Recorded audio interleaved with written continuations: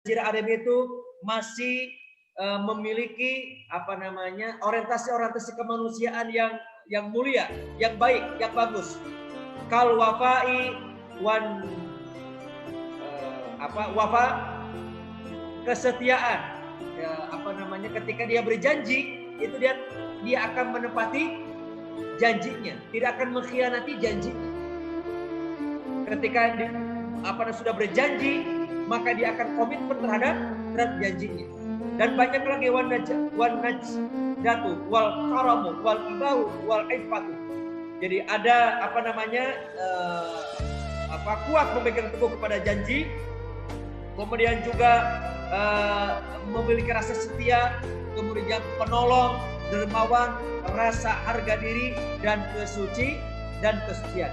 Nah, baru di sini sampaikan illa annahu kana, kecuali atau hanya saja Jazirah Arabia ketika itu ta'uzzahum al-ma'rifatul lati takshifu lahum tariqa ila kulli dzalik. Jazirah Arabia ketika itu hanya saja belum memiliki banyak pengetahuan atau banyak ilmu pengetahuan, tidak memiliki ma'rifah atau pengetahuan yang kepada roadmap untuk mengangkat kebesaran bangsanya.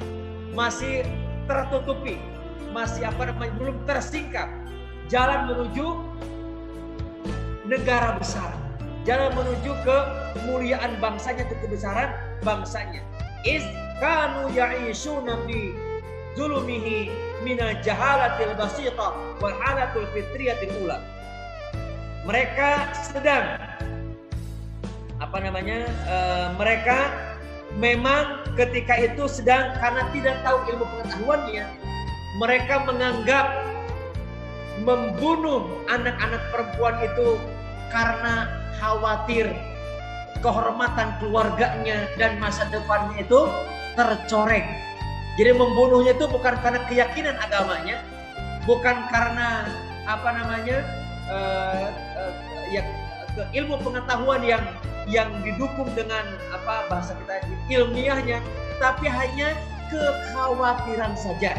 Maka ada terjadi sebagiannya ketika lahir anak perempuan merasa malu, kemudian diapain?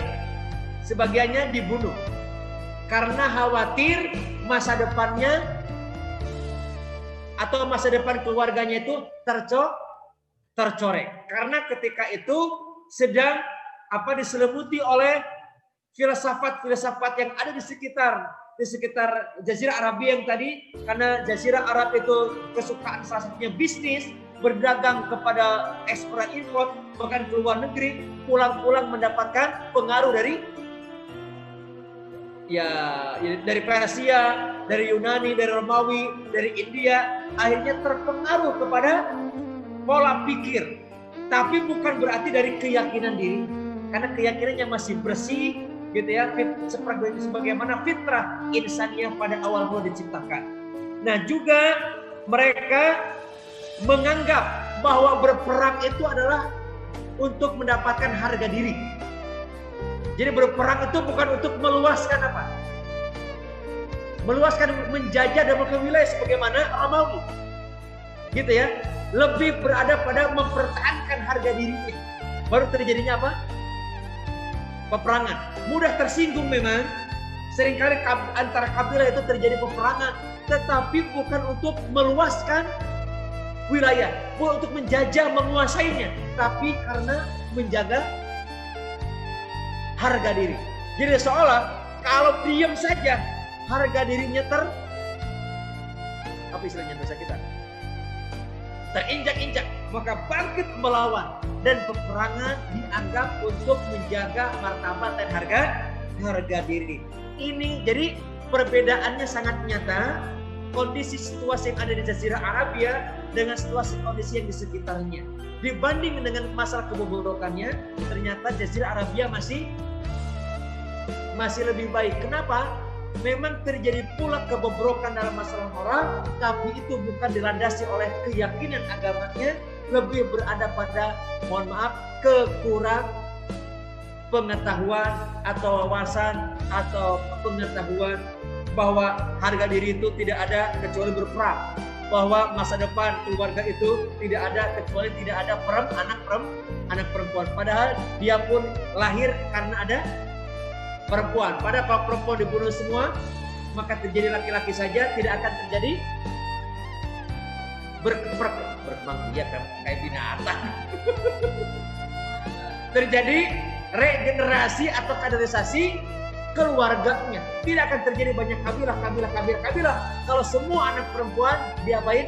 Dibunuh. Dan itu ternyata hanya segelintir orang saja. Tidak terjadi pada semua masyarakat Jazirah Arabia. Hanya diliputi ketakutan-ketakutan yang dibawa dari proses asimilasi atau proses dia habis dari luar negeri berdagang, pulang ternyata mendapatkan pengaruh dampak dari kebiasaan yang ada di luar negeri.